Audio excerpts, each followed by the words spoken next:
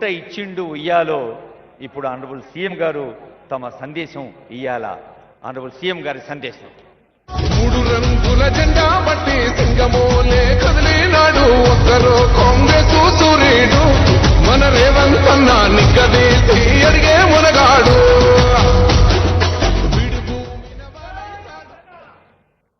బతుకమ్మ కుంట ప్రారంభోత్సవ కార్యక్రమానికి సభాధ్యక్షత వహించిన అంబర్పేట శాసనసభ్యులు కాలేరు వెంకటేష్ గారు,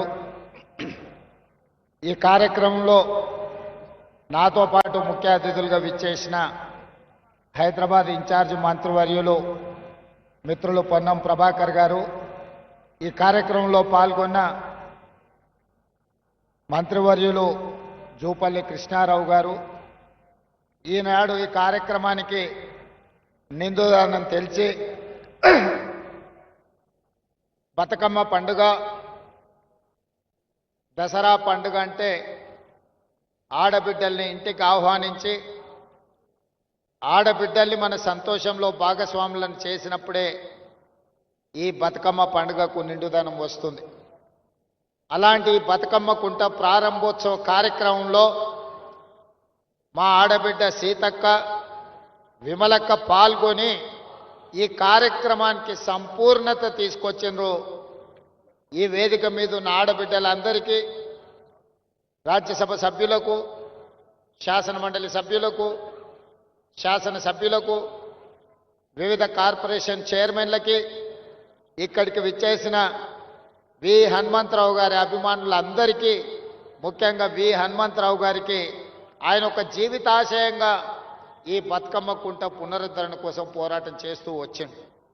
అదేవిధంగా ఈ కార్యక్రమంలో హైదరాబాద్ నగర మేయర్ ప్రథమ పౌరాలు విజయలక్ష్మి గారు, మున్సిపల్ అధికారులు, హైడ్రా అధికారులు అందరూ పాల్గొని ఈ కార్యక్రమంలో ఈనాడు పేదల కోసం నిర్మించిన ఈ బతుకమ్మ కుంట ముఖ్యంగా ఆడబిడ్డలు దసరా పండుగ సందర్భంగా ఇక్కడ ఆనందంతో ఉత్సాహంతో ఈ కార్యక్రమాన్ని జరుపుకోవడాన్ని మనస్ఫూర్తిగా అభినందిస్తున్నాం. మిత్రులారా, ఈరోజు నిజంగా చాలా సంతోషకరమైన పర్వదినం. నేను హైడ్రా ఆలోచన చేసినప్పుడు చాలామంది చాలా రకాలుగా మాట్లాడారు. కొంతమందికి అర్థం కాలేదు, కొంతమందికి అర్థమయ్యి వాళ్ళ యొక్క కబ్జాలు, వాళ్ళ యొక్క ఆలోచనలు భవిష్యత్తులో సాగవని బురద జల్లే ప్రయత్నం చేసింది. ఎవరెన్ని ప్రయత్నాలు చేసినా మంచి పని చేయాలనుకున్నప్పుడు, ఒక సంకల్పంతో ముందుకు వెళ్ళాలనుకున్నప్పుడు కొన్ని ఒడిదుడుకులు వస్తాయి. ఆ ఒడిదుడుకులను సమయస్ఫూర్తితోనో సమయము సందర్భాన్ని బట్టి వాటిని పరిష్కరించుకుంటూ ముందుకు వెళ్ళాలి. ఈనాడు ఒక నూతన సంస్థని రాష్ట్ర ప్రభుత్వం ప్రారంభించింది. చాలామంది చాలా ఆరోపణలు చేసింది. కానీ నేను ఒక మాట చెప్పదలుచుకున్నా. కోవిడ్ తర్వాత పర్యావరణంలో చాలా మార్పులు వచ్చినాయి. క్లైమేట్ చేంజెస్ అంటే ఊహించని లేనంత వాతావరణంలో మార్పులు వచ్చినాయి. ఈ హైదరాబాద్ నగరమే కాదు, ఈ దేశంలో మనం ఏర్పాటు చేసుకున్న వ్యవస్థలు, మనం నిర్మించుకున్న రోడ్లు కావచ్చు, డ్రైనేజ్ కావచ్చు, ఇతర పరిస్థితులు, ఇతర ఏర్పాట్లన్నీ కూడా రోజుకు 2 సెంటీమీటర్ల వర్షం కురిస్తే సరిపోయే విధంగా మనం ఇన్ఫ్రాస్ట్రక్చర్ ఏర్పాటు చేసుకున్నాం.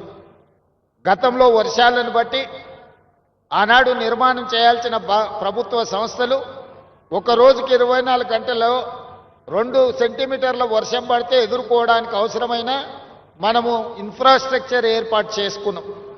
కానీ ఈ మధ్యకాలంలో మీరు అందరు చూస్తున్నారు, 2 సెంటీమీటర్లు రోజు కాదు, గంటలో లేదా 2 గంటల్లో 40 సెంటీమీటర్ల వర్షం కురిసే పరిస్థితులు ఈరోజు వాతావరణంలో మార్పు వచ్చినాయి.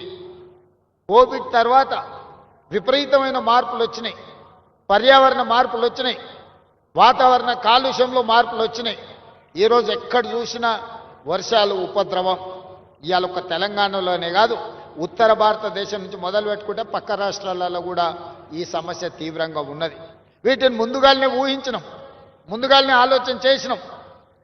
శాస్త్రవేత్తలతో మాట్లాడినాం. ఒక మంచి ఆలోచన చేసి ఈ నగరాన్ని కాపాడుకోవాలంటే ఈ అత్యధికంగా కుంభవృష్టి, క్లౌడ్ బస్ట్ అని ఇంగ్లీష్ అంటున్నారు, తెలుగులో కుంభవృష్టి. ఒకప్పుడు కుంభవృష్టి వస్తే దివిసీమ ఉప్పెన లాంటి తుఫాన్లు వస్తే ఎంతోమంది కొట్టుకుపోయారు. మన కళ్ళ ముందే హృదయ విదారకమైన పరిస్థితులు మనం చూసినాం. 1908లో ఆనాడు వచ్చిన వర్షానికి హైదరాబాద్ నగరంలో వేలాది మంది చచ్చిపోయారు. ఆనాటి ప్రభు నిజాం ప్రభు అది చూసి ఆయన అసలు అంటే ఆ బాధను భరించలేక అప్పటికప్పుడు ఆలోచన చేసి ప్రపంచ స్థాయిలో సాంకేతిక నిపుణులను రప్పించి మోక్షగుండం విశ్వేశ్వరయ్యకు ఒక బాధ్యత అప్పచెప్పాడు. నా నగరంలో మళ్ళీ ఎప్పుడు వరదలు రావద్దు, నా నగర ప్రజల్ని కాపాడుకోవడానికి నేనేం చేయాలంటే ఆనాడు మోక్షగుండం విశ్వేశ్వరయ్య ఇచ్చిన ప్రణాళికనే ఈ మూసీ నది పరివాహక ప్రాంతం యొక్క అభివృద్ధి. పైన కట్టిన హిమాయత్ సాగర్, ఉస్మాన్ సాగర్, మచ్కుంద, వికారాబాద్ అడవుల్లో నుంచి మొదలైన మూసీ నది, రంగారెడ్డి జిల్లాలో మొదలైన ఈసా నది, ఈ రెండు కలిసి హైదరాబాదు నగరంలోకి వచ్చినప్పుడు మూసీ నదిగా మారుతున్నది. ఒకప్పుడు ఈ మూసీ నది నీటి ప్రవాహంతోనే కలకలలాడేది. కానీ కాలక్రమేణా ఈరోజు మురికి కూపంగా మారింది. మూసీ అంటేనే మురికికి ప్రత్యేక పదంగా మారిపోయింది. ఎక్కడైనా మీరు చరిత్రను చూడండి, ఏ ప్రాంతంలో నీరు ప్రవహిస్తుందో ఆ ప్రాంతంలో నాగరికత పరిడవిల్లుతుంది. ఏ ప్రాంతంలో నదులు ఉంటాయో ఆ ప్రాంతంలో అభివృద్ధి ఉంటుంది. ఆ నదులను ఇవాళ మనము చెరబట్టే ప్రయత్నం చేస్తున్నాం కొంతమంది కబ్జాదారులు. ఇవాళ అందుకే ఈ హైదరాబాదు నగరంలో ఉన్న నాలాల కబ్జాలను వదిలిస్తామని, చెరువులను విడిపిస్తామని, చెరువులను చెరబడితే తాట తీస్తామని చెప్పి తెలంగాణ రాష్ట్ర ప్రభుత్వం నిర్ణయం తీసుకున్నది. ఇవాళ చెరువులను విడిపించడం, నాలా కబ్జాలను తొలగించడం, మూసీ నదిని పునరుద్ధరించడమే తెలంగాణ రాష్ట్ర ప్రభుత్వం లక్ష్యంగా పనిచేస్తుంది. మిత్రులు కాలేరు వెంకటేష్ గారు ఒక మంచి ఆలోచన ముందుకు వచ్చాడు. రాజకీయాలకు అతీతంగా అభివృద్ధి కార్యక్రమంలో భాగస్వామి కావడానికి ఈరోజు ప్రతిపాదనలు తెచ్చాడు. ఎస్, తప్పకుండా మిగతా శాసనసభ్యులు కూడా నేను విజ్ఞప్తి చేస్తున్న, హైదరాబాద్ నగరంలో ఉన్న శాసనసభ్యులు, మీ నియోజకవర్గాలలో మూసీ నది పరివాహక ప్రాంతం ఎంతుందో ఆ బఫర్ జోన్లో కానీ మూసీ నదిలో కానీ పేదలు, అత్యంత నిరుపేదలు, తండాలలో, గూడాలలో, మారుమూల పల్లెల్లో ఉన్న పేదలు ఈరోజు హైదరాబాద్కు వలస బతకడానికి వచ్చారు. జీవనాధారం కోసం వచ్చారు. ఎక్కడ దిక్కులేక, ఎక్కడ నివాసము స్థలం దొరక్క ఈరోజు మూసీ నది ప్రాంతంలో చిన్న చిన్న గుడిసెలు వేసుకొని బతుకుతారు. వాళ్ళ పేదరికం నాకు తెలియదా? కొంతమందికి పేదరికం అంటే ఎగ్జిబిషన్ అయి ఉండొచ్చు. బెంచ్ కార్లు వేసుకొని పేదరికం చూడాలంటే ఊర్లోకి పోయి ఓహో పేదరికం ఇట్లుంటుందా అని ఎక్స్కర్షన్ లాగా పోయేటోళ్ళు ఉండొచ్చు. గుంటూరులో చదువుకున్న వాళ్ళు, గుడివాడలు చదువుకున్న వాళ్ళు, లేకపోతే అమెరికాలో చదువుకున్న వాళ్ళకు. నాకు అట్లా కాదు. నేను పుట్టిన ప్రాంతం, నేను పెరిగిన ఊరు, పేదరికం నా కళ్ళ ముందు నేను చూసిన, దళితులు గిరిజనులు పడే కష్టాలు నేను చూసిన, మా ప్రాంతాల నుంచి వలస హైదరాబాద్కు బతకడానికి వచ్చేటోళ్ళని నేను చూసిన. ఈ అంబర్పేట ప్రాంతంలో పోతే మా ఊరోళ్ళే చాలా మంది ఉంటారు. మా జిల్లా వాళ్ళు అయితే, మా జిల్లా వాళ్ళు అనుకుంటే ఎవరినైనా గెలిపించేటంత మంది ఉన్నారు ఈ అంబర్పేట, ఈ మూసీ పరివాహక ప్రాంతంలో. వాళ్ళ పట్ల నాకు ప్రేమ ఉంటుంది, వాళ్ళ పట్ల నాకు అభిమానం ఉంటుంది, వాళ్ళకి సహాయం చేయాలన్న ఆలోచన ఉంటుంది. వాళ్ళని ఇబ్బంది పెట్టి నేను బాపుకునేది ఏమున్నది ఒకసారి ఆలోచన చేయాలి. నేనేమన్నా ఈ భూమిని, మూసీ నదిని చుట్టి నా సూట్ కేసులో పెట్టి నేనేమన్నా మా ఇంటికి తీసుకెళ్తానా? లేకపోతే విదేశాలలో దీన్ని తీసుకెళ్ళి దాచిపెట్టుకుంటానా? లేదు కదా. ఇవాళ ఈ ప్రాంతంలో అభివృద్ధి జరగాల్సిన అవసరం ఉంది, అనర్థాలను తగ్గించాల్సిన అవసరం ఉంది. మొన్న రాత్రి నుంచి కంటిన్యూస్గా ఇమ్లిబన్ బస్ స్టేషన్లో వేలాది మంది ప్రయాణికులు చిక్కుకుపోయిందంటే రాత్రి 3 వరకు అధికారులను అప్రమత్తం చేస్తూ నేను వాళ్ళకి ఏర్పాట్లు చేపించిన. దీనికి కారణం ఏంటి? ఈరోజు ప్రకృతిలో విపరీతమైన మార్పులు వచ్చినాయి. దాంతో మీరు ఊహించనంత వర్షం 1-2 గంటల్లోనే 40-50 సెంటీమీటర్లు కురిసే పరిస్థితి వచ్చింది. దాన్ని తట్టుకునే వ్యవస్థ మనకు లేదు ఈనాటి వరకు. అందుకే ఈరోజు భవిష్యత్తులో దానికి తట్టుకోవడానికి అవసరమైన ఏర్పాట్లను చేసుకోవాలి. లేకపోతే జీవితాంతం మీరు కష్టపడి సంపాదించుకున్న మీ టీవీ కావచ్చు, మీ ఫ్రిడ్జ్ కావచ్చు, మీ మంచాలు కావచ్చు, మీ పిల్లలు చదువుకున్న సర్టిఫికెట్లు కావచ్చు, ఉప్పు పప్పు బెల్లం చింతపండు మీరు సంపాదించుకొని 2-3 నెలలకు మీరు తెచ్చి ఇంట్లో పెట్టుకుంటే రాత్రి ఈ రకంగా వర్షాలు వస్తే గంటలలో అవి నీట మునిగిపోతాయి. ఆ తర్వాత మిమ్మల్ని ఆదుకోవడానికి ఎవరూ రారు. నా మాట వినండి, మీకు మంచి చేసే ఆలోచనతో ఉన్నా. ఇవాళ కాలేరు వెంకటేష్ గారు ఒక ప్రతిపాదన చేసిండు. అంబర్పేట అసెంబ్లీలో 5 కిలోమీటర్లు మూసి నది పరివాహక ప్రాంతం ఉన్నది. ఈ బఫర్ జోన్లో కొంతమంది పేదలు ఇండ్లు కట్టుకుండ్రు, వాళ్ళకి డబుల్ బెడ్రూమ్ ఇండ్లు కట్టించండి అంబర్పేటలో అని. తప్పకుండా వేదిక మీద ఉన్న మా ఇన్ఛార్జ్ మంత్రి పొన్నం ప్రభాకర్ గారికి నేను ఆదేశాలు ఇస్తున్నా. హైదరాబాద్ కలెక్టర్కి, మున్సిపల్ కమిషనర్ గారికి నేను ఆదేశాలు ఇస్తున్నా. తక్షణమే అంబర్పేటకు సంబంధించిన ఒక ప్రత్యేక రివ్యూ పొన్నం ప్రభాకర్ గారు తీసుకుంటారు. మీరు క్షేత్రస్థాయిలో మొత్తం పర్యటన చేసి, నేను మున్సిపల్ అధికారులకు కూడా అందరికి ఆదేశాలు ఇస్తున్నా, మీరు మొత్తం తిరగండి, ఎన్యూమరేట్ చేయండి, ఎవరెవరు ఉన్నారు పేదలు లిస్టు తీయండి, వాళ్ళ పరిస్థితి ఏంది అంచనా వేయండి. ఇవాళ వాళ్లకు పునరావాసం కల్పించడమే కాదు, ఈడ ఇన్ని ఆఫీసులు లేవంటే నేనే ఆశ్చర్యపోతున్నా. రిజిస్ట్రేషన్ ఆఫీసు లేదు, లేకపోతే ట్రాన్స్పోర్ట్ ఆఫీసు లేదు, ఏ ఆఫీసు లేదు అన్నాడు వెంకటేష్. ఒకదానికి అటుపోవాలి, ఒకదానికి ఇటుపోవాలి. 100% ఈ కాన్స్టిట్యున్సీకి సంబంధించిన అన్ని వసూలుతో కూడుకున్న ఒక క్యాంపస్నే ఒక మినీ సెక్రటేరియట్ లాగా అంబర్పేటలో మీకు కట్టించే బాధ్యత నాది. ఏమేమి ఆఫీసులు కావాలనో లిస్ట్ అవుట్ చేయండి. ఈ ప్రాంత ప్రజలకు అవసరమైన ఏమేమి కావాలనో అన్ని ఆలోచన చేయండి. వాటికి సంబంధించిన ప్రణాళికలు సిద్ధం చేస్తే డిసెంబర్ 9 తారీఖు లోపలనే మీకు అన్ని అనుమతులు ఇచ్చి నిధులు కేటాయించే బాధ్యత నాది. 2 నెలల్లో క్షేత్రస్థాయి పర్యటన చేసి అన్ని అంచనాలు తయారు చేయండి. ఆ అంచనాలకు అనుకూలంగా నిధులు డిసెంబర్ 9 తారీఖు లోపల మంజూరు చేసే బాధ్యత నేను తీసుకుంటా. కాలేరు వెంకటేష్ గారికి నేను సూచన చేస్తున్నా, రాజకీయాలకు అతీతంగా మీ నియోజకవర్గాన్ని అభివృద్ధి చేసుకోండి. నేను సహకరించడానికి సిద్ధంగా ఉన్నా. మీరు అడగకుండా, మీరు అంశాలను ప్రస్తావించకుండా, మీరు ప్రతిపాదనలు సిద్ధం చేసుకోకపోతే నేను సహాయం చేయాలన్నా కూడా నేను చెయ్యలేను. క్షేత్రస్థాయిలో మీరు సహకరిస్తే 100% అద్భుతాలు చేస్తాం. ఇక్కడ ఒక అతను కబ్జా పెట్టుకున్నాడు, అతని పేరు గురించి నేను చెప్పాల్సిన అవసరం లేదు. ఆకాశం నుంచి పూలు జల్లిన ఆనాటి నాయకుడికి కబ్జా పెట్టుకున్నాయి. ఆయన వెనకాల ఎవరున్నారో మీ అందరికీ తెలుసు.